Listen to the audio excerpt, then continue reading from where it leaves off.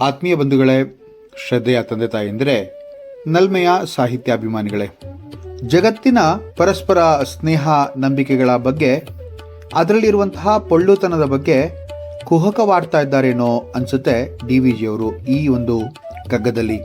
ಈ ಜಗತ್ತಿನಲ್ಲಿರುವ ಎಲ್ಲಾ ಸಂಬಂಧಗಳು ಕೂಡ ಒಂದು ತರನಾದಂತಹ ವ್ಯಾಪಾರವೆಂದೇ ಹೇಳುವಂತಹ ಒಂದು ಸುಂದರವಾದಂತಹ ಕಗ್ಗ ಇದಾಗಿದೆ. ನಿಷ್ಕಲ್ಮಶವಾದ ಪ್ರೀತಿ, ಸ್ನೇಹ ಮತ್ತು ನಿಸ್ಪುರವಾದಂತಹ ಸಂಬಂಧಗಳಿಗೂ ಈಗ ಕಾಣಲು ಸಿಗೋದೇ ಇಲ್ವೇನೋ ಅಂತ ಅನ್ಸುತ್ತೆ. ಎಲ್ಲ ಕಡೆಯೂ ಕೂಡ ಬೂಟಾಟಿಕೆ, ತೋರ್ಪಡಿಕೆ ಮತ್ತೆ ಡಂಬಾಚಾರದ ಸಂಬಂಧ ಮತ್ತು ಸ್ನೇಹ. ಈ ಒಂದು ಕಗ್ಗ ಇದೆಲ್ಲವನ್ನು ಕೂಡ ಎಳೆ ಎಳೆಯಾಗಿ ಬಿಚ್ಚಿಡ್ತಾ ಹೋಗುತ್ತೆ.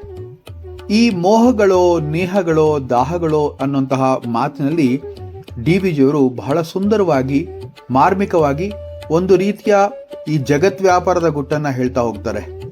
ಈ 42ನೆಯ ಕಗ್ಗ ಹೀಗಿದೆ.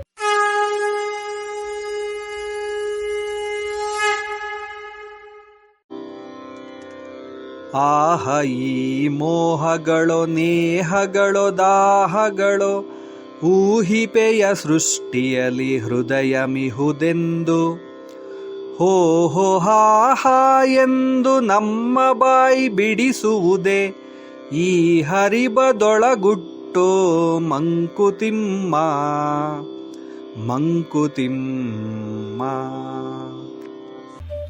ಆಹಾ, ಈ ಮೋಹಗಳು, ಸ್ನೇಹಗಳು ಮತ್ತು ಬಯಕೆಗಳು ಇವೆಲ್ಲವುಗಳ ಮಧ್ಯೆ ಜಗತ್ತಿನ ಪ್ರತಿಯೊಬ್ಬರಲ್ಲೂ ಕೂಡ ಹೃದಯವಿದೆ ಎಂದು ಅಂದುಕೊಂಡಿದ್ದೀಯಾ? ಓಹೋ, ಆಹಾ ಎಂದೆಲ್ಲ ಬಾಯಿ ಬಿಡಿಸುವಂತೆ ಮಾಡುವುದೇ ಈ ಜಗತ್ತಿನ ವ್ಯಾಪಾರ ಅಂತ ಹೇಳ್ತಿದ್ದಾರೆ DVG ಅವರು. ಮೋಹಗಳು, ಸ್ನೇಹಗಳು ಮತ್ತು ಬಯಕೆಗಳು ಅಂತ ಹೇಳಿದೆ. ಈ ಮೂರು ಕೂಡ ಒಬ್ಬ ಮನುಷ್ಯನ ಜೀವನಕ್ಕೆ ಅತೀ ಪ್ರಮುಖವಾದಂತಹ ಅಂಶಗಳು. ಈ ಮನುಷ್ಯ ತನ್ನ ಜೀವನದಲ್ಲಿ ಬಹಳಷ್ಟು ಮೋಹಕ್ಕೆ ಒಳಪಡ್ತಾನೆ. ಒಂದೊಂದೇ ಸಂಬಂಧಗಳನ್ನ ಹೆಣ್ಕೊಳ್ತಾ ಹೋಗ್ತಾನೆ. ಜೇಡರ ಬಲೆ ಸೃಷ್ಟಿ ಆಗ್ತಾ ಹೋಗುತ್ತೆ. ಸಂಬಂಧಗಳು ಯಾವಾಗ ಎಲ್ಲಿ ಬೇಕಾದ್ರೂ ಕೂಡ ಅದು ತುಂಡರಿಸಿ ಹೋಗ್ಬೋದು. ಪ್ರೀತಿ ಅಂತಕ್ಕಂಥದ್ದು ಕೂಡ ಹಾಗೆ ಅಲ್ವೇ? ರಹೀಮರು ಬಹಳ ಸುಂದರವಾದಂತಹ ಒಂದು ದೋಹೆಯನ್ನ ಈ ಒಂದು ಪ್ರೀತಿಯ ಬಗ್ಗೆ ಹೇಳ್ತಾರೆ. ರಹೀಮನ ದಾಗಾ ಪ್ರೇಮಕ ಮತ ತೋರೋ ಚಟಕಾಯ್ ಟೂಟೆ ತೋ ಫಿರ್ನಾ ಜುಡೆ ಜುರೆ ಗಾಂಟಿ ಪಡಿಜಾಯ್. ಎಷ್ಟು ಸುಂದರವಾಗಿ ಹೇಳ್ತಾರೆ ನೋಡಿ. ಪ್ರೇಮ ಅಂತಕ್ಕಂಥದ್ದು ಒಂದು ತೆಳ್ಳಗಿನ ದಾರದ ಹಾಗೆ. ಅದ್ರ ಜೊತೆ ಹೆಚ್ಚು ಹುಚ್ಚಾಟ, ರಂಪಾಟ ಮಾಡೋದು ಸರಿಯಲ್ಲ. ಅದು ಏನಾದ್ರೂ ಹರಿದೋದ್ರೆ ಅದನ್ನ ಮತ್ತೆ ಜೋಡ್ಸೋದಕ್ಕಾಗಲ್ಲ. ಜೋಡ್ಸಿದ್ರು ಕೂಡ ಅದರಲ್ಲಿ ಗಂಟು ಬಿದ್ದು ಬಿಡುತ್ತೆ. ಅಂದ್ರೆ ಒಂದು ಪ್ರೇಮ ಅಥವಾ ಪ್ರೀತಿ ಅಂತಕ್ಕಂತಹ ವಿಚಾರ, ಒಂದು ಸಂಬಂಧ ಅಂತಕ್ಕಂಥ ವಿಚಾರ ಹಾಗೆ ಬಹಳ ಸೂಕ್ಷ್ಮವಾದದ್ದು. ಗಂಡ ಹೆಂಡಿನ ಸಂಬಂಧ ಈಗ ಬರೀ ಒಂದು ಒಡಂಬಡಿಕೆ ಏನೋ ಅಂತ ಅನ್ಸ್ಬಿಟ್ಟಿದೆ. ಗಂಡ ಹೆಂಡತಿರಕ್ಕೆ ಎಲ್ಲಾ ಸಂಬಂಧಗಳು ಕೂಡ ಒಂದು ಒಪ್ಪಂದ ಅಂತಂದ್ರೆ ಒಂದು ರೀತಿ ಕಾಂಟ್ರಾಕ್ಟ್ ತರ. ಪರಸ್ಪರ ಪ್ರೀತಿ, ಸ್ನೇಹ, ವಿಶ್ವಾಸ ಎಂಬಂತಹ ಬುನಾದಿಯ ಮೇಲೆ ಇರಬೇಕಾದ ಸಂಬಂಧ ಈಗ ಅವರವರ ಅವಶ್ಯಕತೆಗಾಗಿ ಮತ್ತು ಸ್ವಾರ್ಥ ಸಾಧನೆಗಾಗಿ ಮಾತ್ರ ಉಳಿದುಬಿಟ್ಟಿದೆ. ಪ್ರೀತಿಯಲ್ಲಿ ಮೋಸ, ಬದುಕಿನಲ್ಲಿ ಒಬ್ಬೊಬ್ಬರು ತಮ್ಮ ಕಾರ್ಯ ಸಾಧಿಸಲು ಯಾವ ಮಟ್ಟಕ್ಕಾದ್ರೂ ಹೋಗ್ಬೋದಲ್ಲ. ಈಗ ಸದ್ಯಕ್ಕೆ ಉಳಿದಿರುವ ಒಂದು ಸತ್ವವಾದಂತಹ ಪ್ರೀತಿ ಅಂತಂದ್ರೆ ಅದು ತಾಯಿ ಮತ್ತು ಮಗುವಿನ ಪ್ರೀತಿ. ಈಗಲೂ ಕೂಡ ಕೆಲವರಲ್ಲಿ ಕೆಲವು ಕಡೆ ಅದು ಕೂಡ ಮಾಯ ಆಗ್ತಾ ಹೋಗ್ತಾ ಇದೆ. ಜಗತ್ತಿನಲ್ಲಿ ಕೆಟ್ಟ ಮಗನಿರಬಹುದೇನೋ, ಆದರೆ ಕೆಟ್ಟ ತಾಯಿ ಇರೋದಿಲ್ಲ ಅನ್ನತ್ತೆ ಜಾನಪದ. ಇಲ್ಲಿ ನನಗೊಂದು ಸುಂದರವಾದಂತಹ ಭಾವನಾತ್ಮಕವಾದಂತಹ ಕತೆ ನಾಲ್ಕು ಬರ್ತಾ ಇದೆ.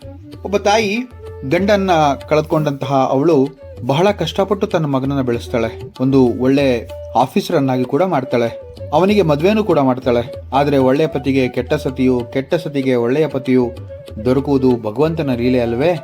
ಹಾಗೆ ಇಲ್ಲೂ ಕೂಡ ಆಗಿತ್ತು. ಆ ಮಗನಿಗೆ ಬಹಳ ಕರ್ಣ ಕಠೋರಳಾದಂತಹ ಮತ್ತು ದುಷ್ಟಳಾದಂತಹ ಪತ್ನಿ ಸಿಕ್ಕಿದ್ಲು. ಮನೆ ತುಂಬಿಸ್ಕೊಂಡ ತಕ್ಷಣ ಮಾಡಿದಂತಹ ಪ್ರಥಮ ಕೆಲಸ ಏನಂತಂದ್ರೆ ಆ ತಾಯಿಯನ್ನ ವೃದ್ಧಾಶ್ರಮಕ್ಕೆ ಅಟ್ಟಿದ್ದು.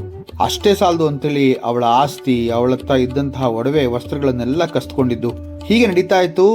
ಅವಳ ತಾಳಕ್ಕೆ ಕುಣಿಯುತ್ತಾ ಹೋಗ್ತಿದ್ದ ಈ ಮಗ. ಒಮ್ಮೆ ಅವಳು ಈ ತರ ರಮಿಸ್ತಾ ಹೇಳ್ತಾಳೆ, ನಿಮ್ಮ ತಾಯಿಯ ಹೃದಯವನ್ನ ಕಿತ್ಕೊಂಡ್ ಬನ್ನಿ ನನಗೆ ಅಂತ ಹೇಳಿ. ಆಗ ಅವನು ಹಿಂದೆ ಮುಂದೆ ನೋಡದಲ್ಲೇ ತನ್ನ ತಾಯಿಯ ಹೃದಯನ ಬಗದು ಎತ್ಕೊಂಡು ಓಡ್ ಬರ್ತಾ ಇರ್ತಾನೆ ತನ್ನ ಪತ್ನಿಗೆ ತಿಳಿಸೋಕ್ಕೋಸ್ಕರ ಖುಷಿಯಿಂದ. ಆಗ ಓಡ್ ಬರ್ತಾ ಇರ್ಬೇಕಾದ್ರೆ ಎಡವಿ ಬೀಳ್ತಾನೆ. ಆಗ ಆ ಹೃದಯ ದೂರ ಹೋಗ್ಬೀಳುತ್ತೆ. ಆಗ ಆ ಹೃದಯದಿಂದ ಬಂದಂಥ ಚೀತ್ಕಾರ ಏನು ಗೊತ್ತಾ? ಮಗನೇ, ಸ್ವಲ್ಪ ಸಮಾಧಾನವಾಗಿ ನಿಧಾನಕ್ಕೆ ನೋಡ್ಕೊಂಡು ನಡಿಯಪ್ಪ, ಕಾಲಿಗೆ ಪೆಟ್ಟಾಯ್ತಾ ನೋಡ್ಕೋ ಅಂತ ಹೇಳಿ. ಇದು ತುಂಬಾ ಮಾರ್ಮಿಕವಾದಂತಹ, ಬಹಳ ಮನೋಜ್ಞವಾದಂತಹ ಕತೆ. ಸಂಬಂಧಗಳ ಮಹಲು ಪ್ರೀತಿ, ಸ್ನೇಹ ಮತ್ತು ಭರವಸೆಯ ಬುನಾದಿಯ ಮೇಲೆ ಕಟ್ಟಬೇಕು. ಯಾವುದೇ ಸಂಬಂಧಗಳು ವ್ಯಾಪಾರದ ದೃಷ್ಟಿಯಲ್ಲಿ ನೋಡುವಂಥದ್ದಲ್ಲ. ಈಗಿನ ಕಾಲದಲ್ಲಿ ನಂಬಿಕೆ ಇಡುವಂತಹ ಮನುಷ್ಯನನ್ನ ಹುಚ್ಚ ಅಂತಲೇ ಅಂತಾರೆ, ಅಥವಾ ಅವನನ್ನ ಒಬ್ಬ ಎಮೋಷನಲ್ ಫೂಲ್, ಪ್ರಾಕ್ಟಿಕಾಲಿಟಿನೇ ಇಲ್ಲ ಅವನಲ್ಲಿ ಅಂತ ಹೇಳಿ ಮಾತಾಡ್ತಾರೆ. ನಾನು, ನನ್ನಿಂದಲೇ, ನಾನೇ ಎಲ್ಲ ಅನ್ನುವಂತಹ ಅಹಂಕಾರ, ದರ್ಪದ ನಡವಳಿಕೆ ಸಂಸ್ಕಾರದ ಕೊರತೆಯಾಗಿ, ಸಂಸ್ಕೃತಿಯ ನಾಶವಾಗಿ, ದುರಾಚಾರ, ವಿದ್ಯೆಗೆ ತಿರಸ್ಕಾರ ಮತ್ತು ಎಲ್ಲದರಲ್ಲಿಯೂ ಕೂಡ ಒಂದು ಅಚಾತುರ್ಯತೆಯನ್ನೇ ಮಾಡ್ಕೊಳ್ತಾ ಹೋಗುವಂತಹ ಒಂದು ವ್ಯವಹಾರಕ್ಕೆ ಮನುಷ್ಯ ಬಂದ್ಬಿಡ್ತಾನೆ. ಹಿರಿಯರಿಗೆ ಗೌರವ ಇಲ್ಲ, ಅವರಿಂದ ಕಲಿಯಬೇಕಾಗಿದೆ ಬಹಳಷ್ಟು ಅನ್ನುವಂಥದ್ದಿಲ್ಲ. ಒಟ್ಟಾರೆ ಹೇಳಬೇಕಂತಂದ್ರೆ ಇದೆಲ್ಲ ಅಧಃಪತನಕ್ಕೆ ನಾಂದಿ. ಹೃದಯವಂತಿಕೆಯ ಕೊರತೆಯಿಂದ ತತ್ಕಾರಣ ಪರಸ್ಪರ ದ್ವೇಷ, ದಳ್ಳುರಿ, ಅಸೂಯೆ, ಇದರಿಂದ ಸಾಧ್ಯವಾಗೋದು ಏನೂ ಇಲ್ಲ. ಗೋಪಾಲಕೃಷ್ಣ ಅಡಿಗರು ಒಂದ್ ಕಡೆ ಬಹಳ ಸುಂದರವಾಗಿ ಹೇಳ್ತಾರೆ, ನರನು ಕೆರಳುವ ಹುಂಬ ಬಾಳು ಯೂಪಸ್ತಂಭ, ಉತ್ತಮರ ಬಲಿಯಿಲ್ಲಿ ಬಾನಾಡಿತು ಅಂತ ಹೇಳಿ. ಈ ಜಗತ್ತಿನಲ್ಲಿರುವವರೆಲ್ಲರೂ ಕೂಡ ಒಳ್ಳೆಯವರೇ. ತಮ್ಮ ತಮ್ಮ ಬದುಕನ್ನ ತುಂಬಾ ರಂಕುಲು, ರಂಪಾಟ, ಬಿಡಿಸಲಾಗದಂತಹ ಸಿಕ್ಕನ್ನಾಗಿ ಮಾಡ್ಕೊಳ್ದಲೆ ಜೀವನವನ್ನ ತುಂಬಾ ಸರಳವಾಗಿ ಅದರ ಉದ್ದೇಶ, ಆಶಯದ ಕಡೆ ಗಮನ ಹರಿಸ್ತಾ ಹೋದ್ರೆ ಲೋಕ ಕಲ್ಯಾಣವಾಗುತ್ತೆ. ವಸುದೈವ ಕುಟುಂಬಕಂ ಎಂಬಂತಹ ಮಾತಿಗೆ ಅರ್ಥ ಬರುತ್ತೆ. So keep life simple. ಮುಂದಿನ ಒಂದು ಕಗ್ಗದೊಂದಿಗೆ ಮತ್ತೆ ಭೇಟಿ ಆಗ್ತೇನೆ. ನಮಸ್ಕಾರ.